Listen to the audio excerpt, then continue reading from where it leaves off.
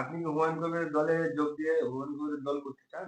না, আমার নামটা প্রচারে আপনারা শুনেছেন যে জেনারেল সেক্রেটারির যে লিস্টটা ছিল তাতে মনে হয় আমারও সেখানে আমার নামটা প্রচার হয়েছে।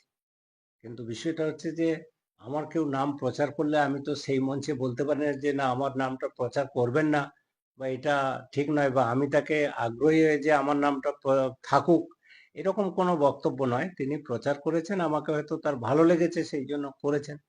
কিন্তু আমি তো অ্যাকচুয়াল আমি মমতা ব্যানার্জি যেদিন থেকে দলে তার দল করেছে সেই দলের সাথেই আমি তার সাপোর্টার হিসেবে আমি তাকে সাপোর্ট করি, মনে প্রাণে সাপোর্ট করি।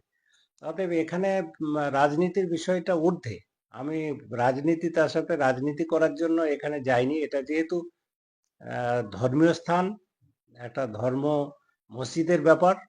ধর্মীয় স্থানের জন্য আমি আমারও যেরকম অন্যান্য মানুষের আবেগের জন্য যেখানে সুপ্রিম কোর্ট অর্ডার দিয়েছেন একটা আবেগ, হিন্দুদের আবেগের উপরে, তা আমাদের মুসলমানদের একটা আবেগ আছে যে বাবরি মসজিদটা যাতে হয়।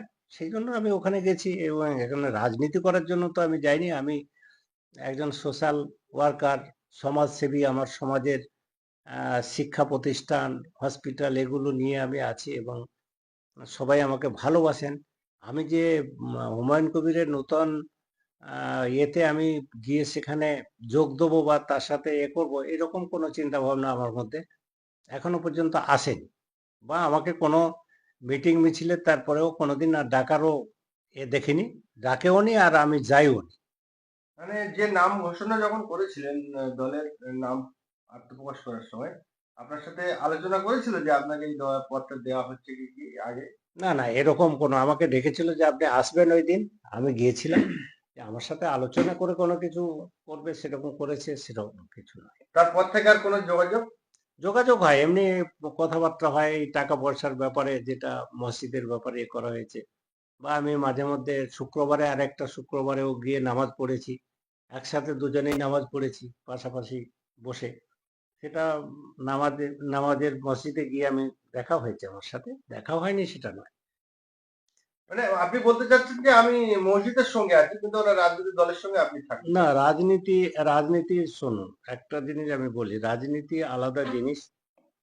এখন আমাদের বর্তমান যে সরকার, যে সরকার আমাদের মমতা যে তৃণমূল সরকারটা পরিচালনা করছে, সেখানে আমরা তো তার সাথে একটা যুক্ত আছি এবং সেইভাবেই আমরা চলছি তাকে সাপোর্ট করি। এবং মুসলিমদের চিন্তাভাবনার, অনেক মুসলিম ওখানে, যে সব মুসলিম যে তৃণমূল ছেড়ে চলে গেছে এটা নয়। কিছু মুসলিম সেখানে গেছেন যারা আবেগ প্রবণতার মাধ্যমে গেছে, কিন্তু আবেগে সবকিছু কাজ হয় না। আবেগ নিয়ে কোনো কিছু কাজ সমাধা করা সম্ভব নয়। সেই জন্য আমি আমার যে দল, আমি যাকে সাপোর্ট করি, মমতা ব্যানার্জির প্রয়োজন আছে পশ্চিমবঙ্গে। এটা অস্বীকার করা যাবে না, কেউ অস্বীকার করলে সে ভুল করবে। যতই যেই পার্টি করুক না কেন, মমতা ব্যানার্জি মমতা ব্যানার্জি, তার মুখ আলাদা, তার কার্যকলাপও আলাদা। এটাই হচ্ছে আমার নীতি। মানে হুমায়ুন কবিরের বাবরি মসজিদ ইতিমধ্যেই তিনি তৈরি করবেন বলে ঘোষণা দিয়েছেন। ভিত্তি স্থাপনের দিনে আপনি 1 কোটি টাকা দেবেন বলেছিলেন, দেবেন বলে ওয়াদা করেছিলেন। তো আপনার সেই টাকা কি দেওয়া হয়ে গিয়েছে না কবে দেবেন? না, এটা আমি ওয়াদা করেছি টাকা মসজিদের জন্য দেওয়ার। টাকা এখনো পর্যন্ত দেওয়া হয়নি, তবে টাকার আমি একটা ব্যবস্থা করে রেখেছি ওখানে টাকা দেওয়ার জন্য। অবশ্যই এটা ওয়াদার টাকা, এ তো ইনশাল্লাহ মসজিদে আল্লাহর সাথে ওয়াদা করা, এটা আমাকে দিতেই হবে এবং আমার ট্রাস্টের পক্ষ থেকে সেটা সিদ্ধান্তও নেওয়া হয়েছে দেওয়ার জন্য। তো ঘোষণা করার পরে হুমায়ুন কবির তরফ থেকে কোনো রকম ভাবে এই পয়সার জন্য চাওয়া হয়েছিল যে দিন কোনো আর বিষয়ে? পয়সার কথা বলেছেন যে পয়সা তো দরকার।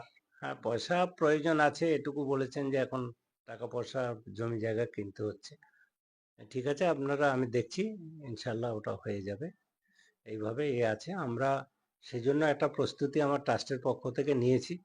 আমার ট্রাস্টের পক্ষ থেকে ওনাকে, আপনি হয়তো সেদিন এতেই ছিলেন, আপনি, হ্যাঁ, আপনাকেও দেখেছি আমি সেদিন, সম্ভবত আপনি হ্যাঁ। রিপোর্টিং করছিলেন। না বাবরি মসজিদের যে যার জন্য আপনি টাকাটা দান করছেন তো সেই মসজিদ তৈরির প্রস্তুতি, জায়গা চিহ্নিতকরণ, জায়গা কেনা কত দূরে এগিয়েছেন, কতটুকু জানেন আপনি? না, আমি যেটুকু জানি যে জায়গা কিনছে এবং যা মসজিদ করার জন্য জায়গা অনেকটা হয়েছে, এবং ও মসজিদ করার জন্য উদ্যোগ নিয়েছে, এটা খুব ভালো জিনিস এবং করবে এটা, এটা নিশ্চিত। তো এটা আল্লাহর ইচ্ছা থাকলে আল্লাহর তরফ থেকেই হবে। মসজিদ তো আল্লাহর ঘর, সেখানে নিশ্চয়ই সেটা হবে, অসুবিধা নেই। সেটা আমিও আশাবাদী সেটা করুক, এটা আমি হ্যাঁ, চাই। মসজিদ যখন ভিত্তি স্থাপন হয় সেই জায়গায় গিয়ে সেই আপনি 1 কোটি টাকা দেবেন বলে ঘোষণা দিয়েছেন, ওয়াদা করেছেন। আরেকদিকে যখন হুমায়ুন কবির তখন তার রাজনৈতিক দল আহ, আত্মপ্রকাশ ঘটায় 22শে ডিসেম্বর সম্ভবত, হুম। 22শে ডিসেম্বর। তো সেই দিনে আপনি আরো বলেছেন যে আপনার এখানে 30-35 কোটি টাকার একটা ট্রাস্ট রয়েছে, মেডিকেল হসপিটাল তৈরি হচ্ছে, সেটাও আপনি হুমায়ুন কবিরকে দেবে বলেছিলেন। আমি বলেছি নয়, আমি বলার নয়, আমার ট্রাস্টের পক্ষ থেকে আমরা লিখিতভাবে তাকে জানিয়েছি যে আমাদের এই আছে, তুমি, তোমাকে চেয়ারম্যান করব, তুমি, আমি ওখানে ঘোষণাও করেছি। এবং আপনি এসে এখানে যেটুকু করার দরকার, এই মুহূর্তে আপনার কাজের প্রয়োজন আছে, একটা কাজ করতেই হবে, সেই জন্য আমরা ওনাকে লিখিত দিয়েছি। কিন্তু তার কোনো উত্তর, একটা তো একটা ট্রাস্ট টু ট্রাস্ট যেখানে হচ্ছে, তার একটা উত্তর দেওয়ার প্রয়োজন ছিল, কিন্তু সেই উত্তরটা এখনো পর্যন্ত তেনার কাছ থেকে আমরা পাইনি। মৌখিকভাবে কথাবার্তা হচ্ছে, কিন্তু মৌখিক কথায় তো কোনো কিছু জিনিসটা সঠিকভাবে হয় না। তা আমি আজকের, আপনি যেহেতু সেই উক্তি পুনরাবৃত্তি করলেন আজকের, যে 1 কোটি টাকার বিষয়টা, 1 কোটি টাকার বিষয়ে আমরা আমাদের যে সম্পদ রয়েছে, আমরা সেই সম্পদটাকে ইয়ে করে একটা ব্যবস্থা করে সেখান থেকে আমরা 1 কোটি টাকার একটা অ্যারেঞ্জমেন্ট করছি ওনাকে দেওয়ার জন্য। এ ওয়াদা আমাদের ঠিক থাকবে। না, আপনি যে আপনাকে যে বললেন যে আমার 33-35 কোটি টাকার যে সম্পদ রয়েছে সেই সম্পদটাও হুমায়ুন কবির সাহেবকে বলেছেন যে আমি লিখে দিচ্ছি, আপনি এই বিষয়টা দেখুন, হসপিটাল নার্সিং যেগুলো আছে তৈরি করুন।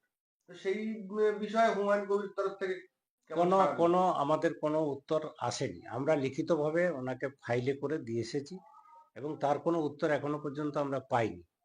সেই উত্তরটা পেলে তো আমরা একটা ডিসিশনে আসতে পারতাম। যেহেতু ওনার কোনো উত্তর পাইনি, আমরা ব্যবস্থা নিয়েছি যে কিভাবে মানুষ, একটা ওয়াদা করা হয়েছে মসজিদের ব্যাপারে, সেটা কিভাবে দেওয়া যায়, সে ব্যাপারে আমরা উদ্যোগ নিয়েছি ট্রাস্টের পক্ষ থেকে।